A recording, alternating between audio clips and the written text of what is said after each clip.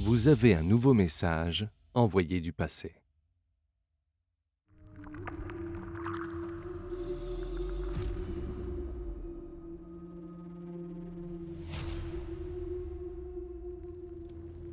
Il y a 3000 ans de cela, le roi Wu de la dynastie des Zhou accorda une belle quantité de bronze à un certain Li. Ce présent royal n'aurait pu le combler davantage. Li fit fondre le précieux métal pour en faire un guei, un type de vase rituel. Li était alors un grand fonctionnaire de l'État. Même si son vase de bronze ne semble pas particulièrement impressionnant, certains historiens le considèrent pourtant comme un trésor. Quels sont donc les secrets qu'il renferme?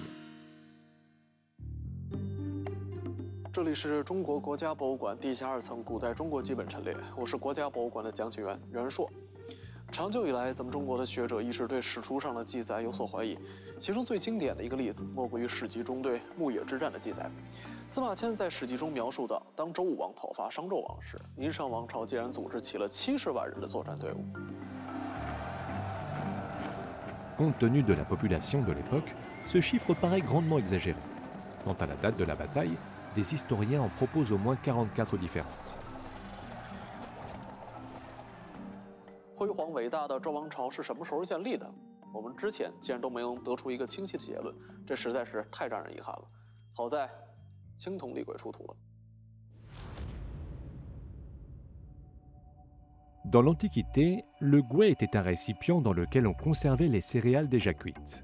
Dans la société très hiérarchisée des Zhou occidentaux, chaque récipient utilisé pour les rites et les banquets avait une grande portée symbolique pour celui qui avait le droit de l'utiliser.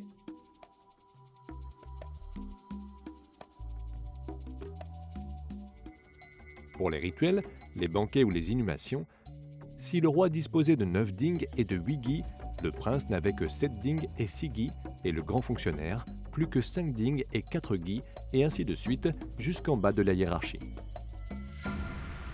À partir de là, et pendant plus de 3000 ans, les rites vont forger la pensée et les codes de conduite. La Chine restera pour longtemps le pays des rites. Ce type de guei de la dynastie des Zhou n'a donc rien d'une rareté.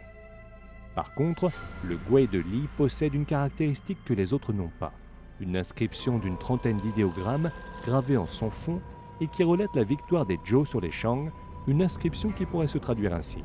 Le matin du jour, appelé Jiazi, lorsque la planète Jupiter fut à son zénith, le roi Wu des Zhou défie les armées de la dynastie Shang.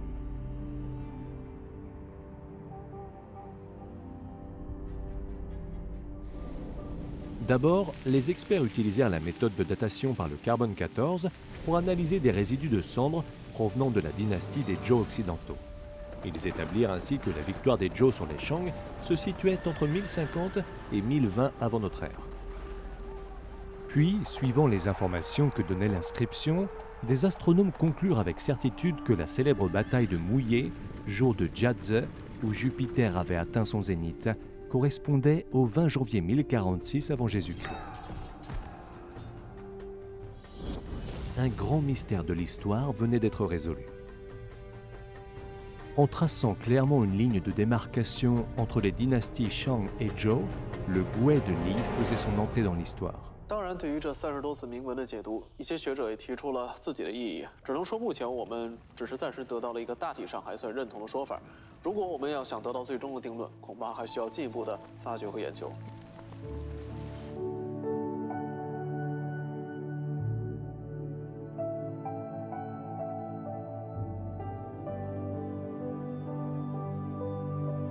Pour les gens ordinaires, le plus important n'est pas de déterminer avec précision la passation de pouvoir entre les dynasties Shang et Zhou.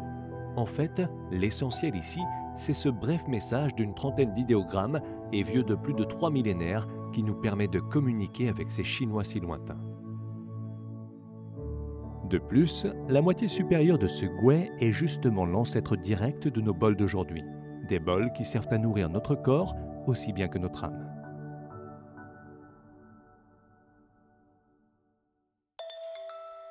De nouveaux messages du passé attendent d'être lus.